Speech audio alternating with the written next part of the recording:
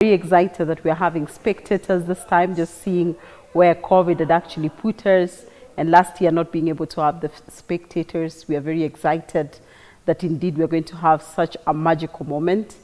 Excited again about the many players who are coming into the country, and we have now 156 players that are coming across the globe, regionally as well. We have seen South Africa there, we've seen Malawi, we have seen Zimbabwe, we've seen Uganda.